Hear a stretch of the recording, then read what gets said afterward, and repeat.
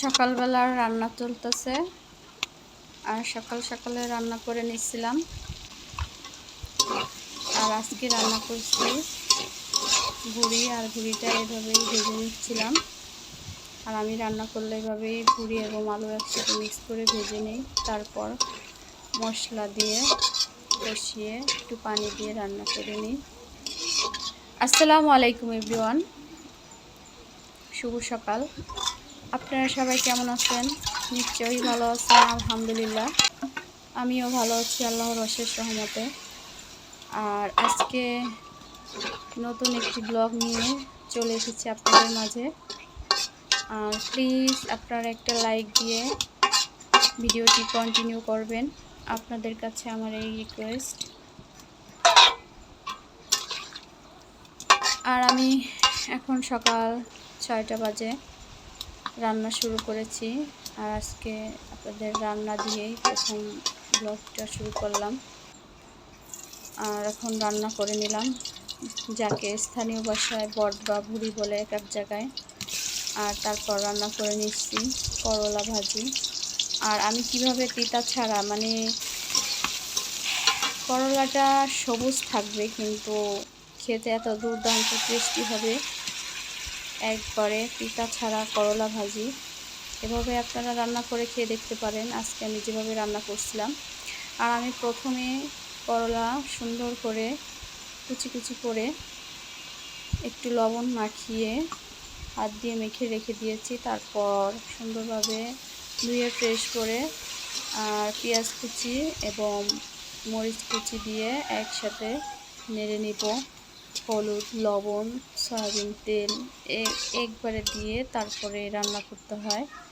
আর এভাবে রান্না করলে আপনারা গোশ মাছ রেখে করলা ভাজিটা বেশি পছন্দ করবেন, কারণ তিতা ছাড়া করলা ভাজি কে না খেতে চায়, দুর্দান্ত টেস্টে।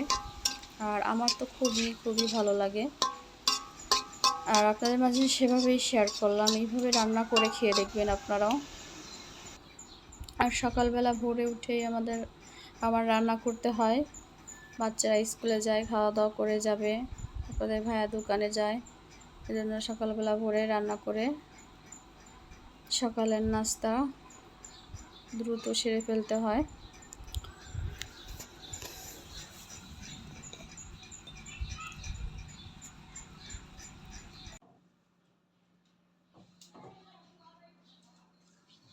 সকালের নাস্তা শেষ করে বাচ্চাদের স্কুলে দিয়ে তারপর চলে আসলাম ঘরের কাজে।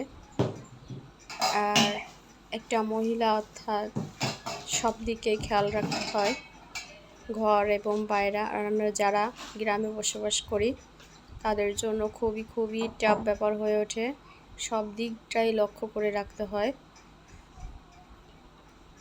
আর এদিকে আমার প্রতিটা জিনিসেই ধুলা লেগে গেছে।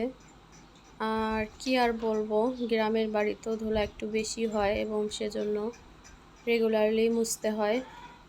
রেগুলারলি যখন না পারি একদিন পর একদিন, তখন যদি না পারি সপ্তাহে একদিন তো মুছতেই হয়, না হলে একবারে তাকানো যায় না।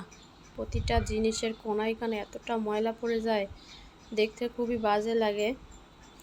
আর এর জন্য আমি সব কিছু এক একটা করে মুছে নিচ্ছিলাম। আর এভাবেই আমি আমার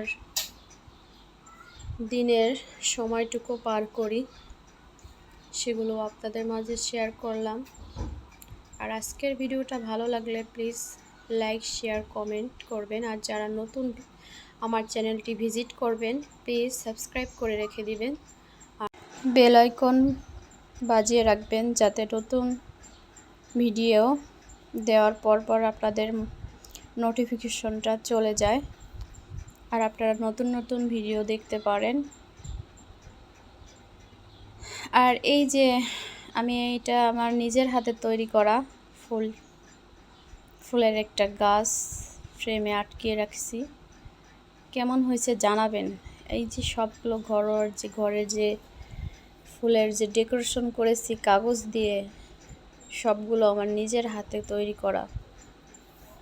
আর সেগুলো আমি মুছে নিচ্ছি, কারণ এটা তো আর ধোয়া যায় না, ওয়াশ করা যায় না। রঙিন কাগজ দিয়ে তৈরি করা, তাই আলতো হাতে মুছে নিচ্ছিলাম। আর জানাবেন যে কেমন হয়েছে আমার হাতের ফুলের ডেকোরেশনটা। আর এই যে একটা ফুল গাছ এনেছে আপনাদের ভাইয়া, এটা হচ্ছে বাগেরহাট থেকে এনেছিল। আর এটাও আমি খুব সুন্দরভাবে সাজিয়ে রেখেছি। আর আমার কাছে ফুল ফল মানে ঘরের ভিতর সাজানোর জন্য মানে যেটাই দেখি না কেন আমার খুব পছন্দ হয়। আর আমার মনে হয় কি সবগুলো নিয়ে আসছি এরকম মনে হয়। আর এনেই তখন আর একটা প্যারায় পড়ে যেতে হয়, কি জানেন বন্ধুরা, ওইগুলো যদি আমি ঠিকমতো যত্ন না করে রাখি তাহলে দেখতে এতটা খারাপ লাগে তা বলার বাইরে।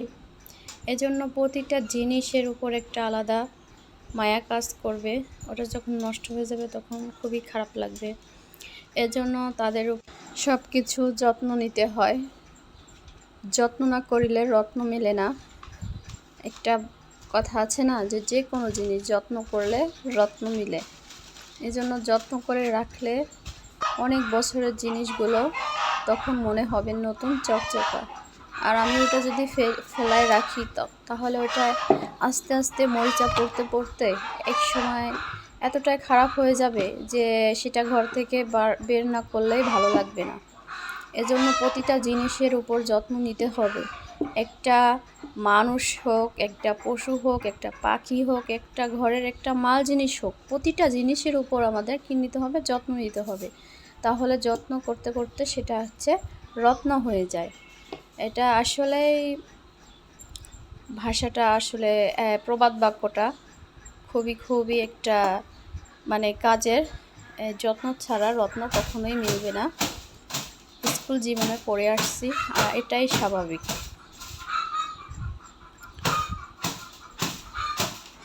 আর আমি এভাবে প্রতিটা দিন না পারলেও সপ্তাহে 2-3টা দিন ঘরের জিনিসগুলো মুছে পরিষ্কার রাখার চেষ্টা করি।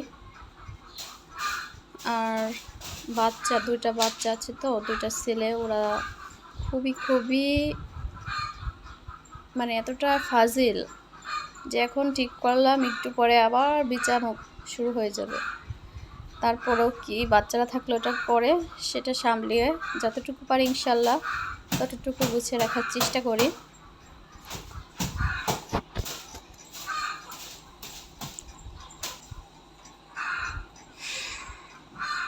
আর এখন বাসায় কেউ নাই, আমি একাই আছি। আর একা সবগুলো কাজ একা হাতে করে নিচ্ছিলাম। বড় ছেলেটা বাইরে গেছে, ছোট ছেলেটা মাদ্রাসায় গেছিল, চলে আসছে, সেও বাইরে খেলতেছে। আর আপনাদের ভাইয়া চলে গেছে তার কাজে গোপালগঞ্জ শহরে। আর আমি এই ফাঁকে কাজগুলো করে নিচ্ছিলাম।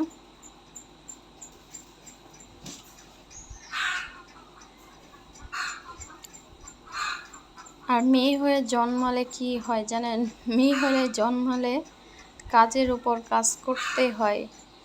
একটা ছেলের স্বাভাবিকতা কোনো এক সময় কাজ করতে করতে ক্লান্ত হয়ে বলবে আমার এখন ভালো লাগছে না, কাজ করে ঘুমিয়ে পড়। কিন্তু একটা মেয়ে হলে সেটা হয় না, ওই কাজগুলো করেই যেতে হবে। না করে মানে রেস্টই হয় না, একটা মেয়ে মানুষের একটা রেস্ট নেই এভাবেই। আর এদিকে আমি কাজ করতে করতে হাঁপিয়ে গেছি। আর আমার ছেলে চা বানিয়ে নিয়ে আসছে, আমার জন্য চা নিয়ে এসেছে আমার ছেলে। কাজ করতে করতে ক্লান্ত হয়ে গেছি, এখন চা নিয়ে এসে বিস্কিট নিয়ে এসে নিজে চা বানিয়ে নিয়ে আসলো। আর আজকের ভিডিওটা ভালো লাগলে আবার আমি পুনরায় বলছি, প্লিজ একটা লাইক, শেয়ার, কমেন্ট করবেন। আর যারা নতুন চ্যানেলটা ভিজিট করবেন প্লিজ চ্যানেলটা সাবস্ক্রাইব করে পাশে থাকবেন। সবাই ভালো থাকবেন, সুস্থ থাকবেন। আল্লাহ হাফেজ।